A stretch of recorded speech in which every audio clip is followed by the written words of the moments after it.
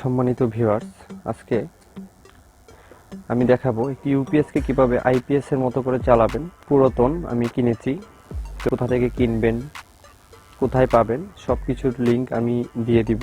ইউপিএসটি যদি আপনি আইপিএস এর মতো করে চালাতে চান, তাহলে আপনাকে এটিকে মডিফাই করে নিতে হবে। যেমন এটাকে কুলিং ফ্যান লাগাতে হবে। কুলিং ফ্যানের সিস্টেমটি হবে এরকম, যেন বিদ্যুৎ চলে যাওয়ার পরেই শুধু এই কুলিং ফ্যানটি কাজ করবে। বিদ্যুৎ থাকা অবস্থায় এটি চলবে না, বিদ্যুৎ চলে যাওয়ার পর শুধু এটা অন হবে। আর যদি সব সময় চালু থাকে তাহলে আপনি দীর্ঘদিন ব্যবহার করতে পারবেন না। তো আমি আপনাদেরকে দেখাবো যে আসলে এটি কিভাবে লাগাতে হয়। তো এটি লাগানোর জন্য আপনার যা লাগবে, একটি কুলিং ফ্যান, একটি রিলে লাগবে 12 ভোল্ট এবং একটি 7812। এটি রেগুলেটর সিস্টেম কাজ করে, ভোল্ট যতই হোক না কেন এটি থেকে 12 ভোল্ট আউটপুট হবে। আর এরকম তার লাগবে।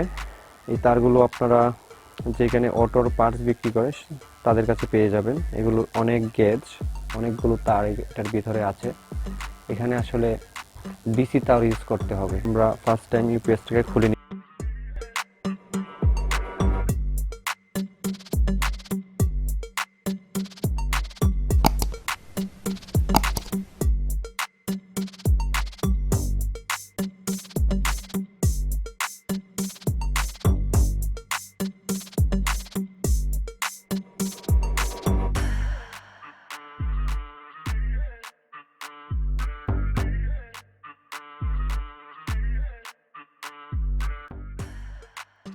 এটি হচ্ছে ইউপিএস এর সার্কিট, এই দুটি হচ্ছে ব্যাটারি কানেকশন। তো আমি ব্যাটারি কানেকশনের তারগুলো আগে ঝালাই করে নিব। আর আপনারা অবশ্যই ব্যাটারির মাথায় এরকম ক্লিপ লাগিয়ে নাট মেরে নেবেন, কারণ অনেকেই দেখেছি আমি যে ইউপিএস এর যে তারের যে ব্যাটারি কানেকশনগুলো করে তারা অনেকেই ক্লিপ ইউজ করে। আসলে ক্লিপ ইউজ করাটা ঠিক না, কারণ ওখান থেকে লোড থাকে, সঠিকভাবে পাবে না, সেখান থেকে আপনি ভালো লোড পাবেন না। তো আমি তারগুলো ঝালাই করে নিচ্ছি। এই তারগুলো অনেক মোটা হয়, তো এগুলো কিভাবে সহজে ঝালাই করা যায় আপনারা ফলো করুন, বুঝতে পারবেন। অনেকেই এই তারগুলো ঝালাই করতে পারে না, তাদের জন্য আমি একটু সহজ করে দিচ্ছি।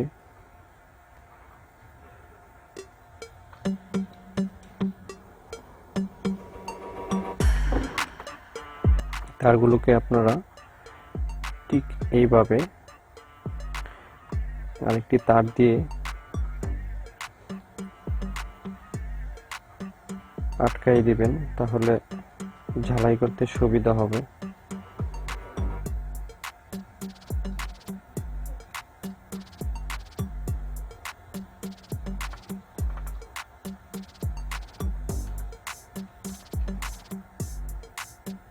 দেখতে পাচ্ছেন খুব স্মুথলি ঝালাই হয়েছে। আমি এখানে আরো দুটি তার সংযোগ করে নিব কুলিং ফ্যানের জন্য। এখনই হচ্ছে আমাদের মেইন কাজ। আমাদের এখান থেকে একটা বোল্ট বের করতে হবে, যেটি আসলে বিদ্যুৎ চলে যাওয়ার পর এখান থেকে 12 ভোল্ট সাপ্লাই দিবে। আর সেই বোল্টটি আমরা এখানে যে রিলেগুলো দেখতে পাচ্ছেন এখান থেকে আমরা পেয়ে যাব। আমরা এখন একটি একটি করে মাপবো যে আসলে কোথা থেকে বিদ্যুৎ চলে যাওয়ার পর আমরা বোল্টটি পাচ্ছি। তো মনোযোগ সহকারে দেখবেন এই বিষয়টি। আমরা ইউপিএস এর লাইনে ব্যাটারি কানেকশন করে নেব। এখন আমরা সুইচ দিয়ে দেখব যে আসলে আমাদের ইউপিএসটি কাজ করছে কিনা। তো আমরা দেখতে পাচ্ছি যে আমাদের ইউপিএসটি রানিং হয়েছে। আমরা এখন এটি অফ করে দিব। এটিকে আমরা এসি ইন করব। আর ব্যাটারি চার্জিং বিষয়টা নিয়ে আমরা একটু পরে আলোচনা করব, আগে আমরা ফ্যানটি কানেকশন করে নিব। তো আমি যদি একটু দেখাই আপনাদেরকে, এখানে রিলের যে সাইডে 3টি পিন দেখতে পাচ্ছেন, আসলে রিলে নিয়ে এই মুহূর্তে যদি বলতে যাই তাহলে ভিডিওটি লম্বা হয়ে যাবে। আমি শর্টকাটে বলে দিচ্ছি। রিলের যে 3টি পিন দেখতে পাচ্ছেন এক সাইডে, যে 3টি পিনের মাঝখানের পিন ছাড়া এই দুই সাইডের দুইটা পিনের মধ্যে আমরা 12 ভোল্ট পাবো। এখানে যে রিলেগুলো আছে, তো আমরা দেখবো যে বিদ্যুৎ চলে যাওয়ার পর কোন রিলের মধ্যে ভোল্ট আসে, আমরা সেখান থেকে এই রিলেটি কানেকশন নেব। তো আমরা ব্যাটারি কানেকশন এবং এসি ইনপুট দিয়ে নিয়েছি। এই মুহূর্তে আমরা মিটার দিয়ে চেক করব যে কোন রিলেতে বিদ্যুৎ চলে যাওয়ার পর ভোল্ট আসে। আমরা মিটারটি এখানে রাখলাম। এখন আপনার একটু মনোযোগ সহকারে কথাগুলো শুনতে হবে, না হলে আপনি বুঝতে পারবেন না। এই মুহূর্তে আপনাকে খেয়াল করতে হবে যে রিলের যে 3 পিন আছে ওই 2 পাশ দিয়ে আপনাকে হবে মিটার দিয়ে চেক করতে হবে যে কোন পাশে বিদ্যুৎ চলে যাওয়ার পর ভোল্ট আসে। তো আমি এই রিলেটি চেক করছি, এই মুহূর্তে কোনো ভোল্ট আমি পাচ্ছি না এই রিলেতে। এখন আমি দেখব যে বিদ্যুতের লাইন অফ করে দিয়ে এই রিলের মধ্যে কোনো ভোল্ট আসে কিনা। তো এখন আমি মিটার দিয়ে চেক করব যে এখানে যে 4টি রিলে আছে সেখানে কোন রিলের মধ্যে বিদ্যুৎ চলে যাওয়ার পর রিলেটি অন হয়, মানে ভোল্ট আসে। আপনাকে সেই রিলেটি খুঁজে বের করতে হবে, তাহলেই আপনি ওই কাজটি করতে পারবেন যে বিদ্যুৎ চলে যাওয়ার পরেই শুধু যখন ব্যাকআপ মোডে থাকবে ইউপিএসটি তখনই শুধু আমাদের এই কুলিং ফ্যানটি কাজ করবে। তো আমি এখন চেক দিব যে কোন রিলের মধ্যে এখন ভোল্টটা পাবো বিদ্যুৎ চলে যাওয়ার পর। তো আমি একটু খেয়াল করে নিব রিলের পিনগুলো। তো প্রথম রিলে হচ্ছে এখানে আমি দেখবো যে এই মুহূর্তে ভোল্ট এখানে কত পাচ্ছি। আমি দেখতে পাচ্ছি এই রিলেতে এই মুহূর্তে ভোল্ট আমি পাচ্ছি না। তো আমি বিদ্যুতের লাইনটি অফ করে দিয়ে দেখব। হ্যাঁ, আমি এই রিলেটিতে ভোল্ট পেয়েছি 11.43। তো আমি আবার চেক করব যে বিদ্যুতের লাইন দেওয়ার পর এখানে রিলেটি অফ হয়ে যাচ্ছে কিনা। হ্যাঁ, অফ হয়ে যাচ্ছে। এখন আমাকে এই দুটি পিন থেকে দুটি তার কানেকশন করতে হবে। তার জন্য আমি ইউপিএসটি অফ করে নিচ্ছি, এসি লাইন খুলে ফেললাম। আমি একদম শর্টকাটে কাজটি বোঝানোর চেষ্টা করছি। নেক্সট টাইম আমি এই ইউপিএস নিয়ে আরও কয়েকটি ভিডিও করব। আশা করি চ্যানেলটি সাবস্ক্রাইব করে পাশে থাকবেন। তো আপনার এখানে লাল কালো খুঁজতে হবে না, প্লাস মাইনাসের কোনো প্রয়োজন নেই। আপনি এখানে দুটি তার ঝালাই করে দিলেই হবে। আমি রিলেটি কানেকশন করে নিলাম। কানেকশন করার পর আমি এখানে হিটসিঙ্ক টিউব দিয়ে নিচ্ছি। সুন্দর হয়ে গেছে, দেখতে পাচ্ছেন। এখন আমরা এখানে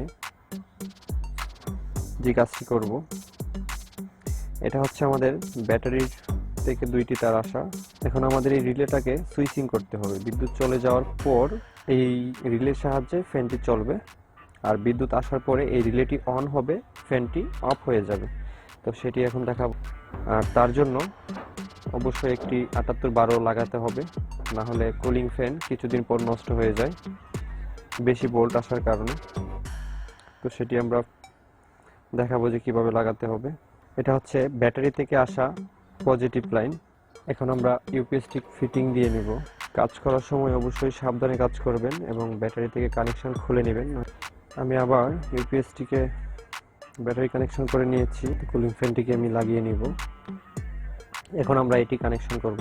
এটি কিভাবে কানেকশন করতে হয় যারা জানেন তো জানেন, যারা না জানেন ফলো করুন। আমি যেহেতু এটি ডেমো আকারে দেখাচ্ছি তাই আমি স্ক্রু ব্যবহার করব না, আমি আটা দিয়ে লাগিয়ে নিচ্ছি। আপনারা আপনাদের মতো করে লাগিয়ে নেবেন। ব্যাটারি থেকে আসা মাইনাস মানে নেগেটিভ তার এবং কুলিং ফ্যানের নেগেটিভ তার আমরা একসঙ্গে লাগিয়ে নিব। তিনটি পিনের যে মাঝখানে যে পিনটি আছে তার সঙ্গে কানেকশন করে দিব। আমরা ফ্যান এবং হচ্ছে ব্যাটারি থেকে আসা লাইনের মাঝখানের পিনে লাগিয়ে দিলাম দুটি নেগেটিভ। এখন আমরা রিলে থেকে যে পিনে ভোল্ট আসবে, এই মুহূর্তে রিলেটি বন্ধ আছে। তো আমরা যদি এই মুহূর্তে চেক দিই রিলেটি কাজ করছে কিনা দেখতে যাই আমরা, তাহলে আমরা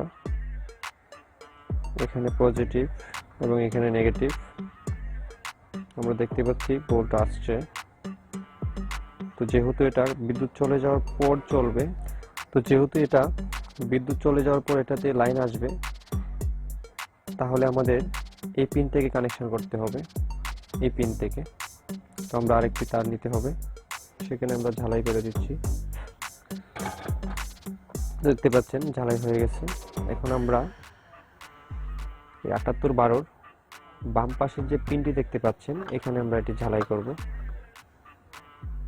বাম পাশের পিনে আপনারা ঝালাই করার সময় অবশ্যই ব্যাটারি কানেকশন খুলে নেবেন। বাকি থাকলো ডান পাশের পিন, এখান দিয়ে আসলে ভোল্টটা রেগুলেটর হয়ে বের হবে। এবং কুলিং ফ্যানটি অবশ্যই একটু ভালো মানের লাগানোর চেষ্টা করবেন।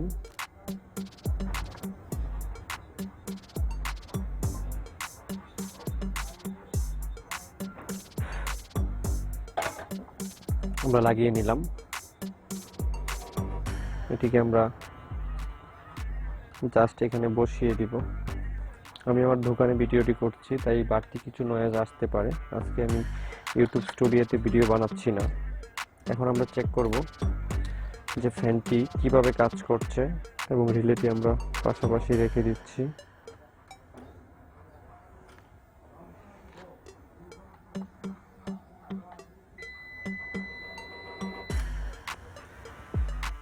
তো আপনারা দেখতে পাচ্ছেন কুলিং ফ্যানটি চালু হয়ে গেছে। এখন যদি আমরা বিদ্যুতের লাইনটি লাগিয়ে দিই, দেখব যে আমাদের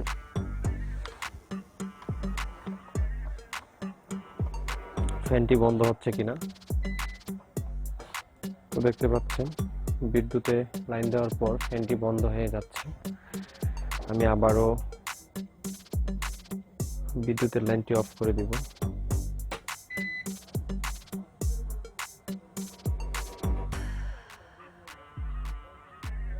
আমি আবারও বিদ্যুতের লাইনটি চালু করলাম, দেখতে পাচ্ছেন বন্ধ হয়ে যাচ্ছে। এখন কথা বলবো যে এটি দিয়ে আপনারা কি কি চালাতে পারবেন। আসলে ইউপিএস ইউপিএসসি হয়, আর আইপিএস আইপিএসসি হয়। ইউপিএস এর কাজ হচ্ছে একটি কম্পিউটার চালানোর জন্য। আসলে এটি দিয়ে ফ্যান লাইট ব্যবহার করার জন্য এটি প্রস্তুত হয়নি, তবুও আমরা এটি দিয়ে চাইলে চালাতে পারি। এই মুহূর্তে আমি যেভাবে এটি রেখেছি, যেহেতু কুলিং ফ্যান লাগিয়েছি, আপনি যদি বড় ব্যাটারি লাগান এটির মধ্যে, তাহলে আপনি একটি সিলিং ফ্যান, 2টি এলইডি লাইট চালাতে পারবেন।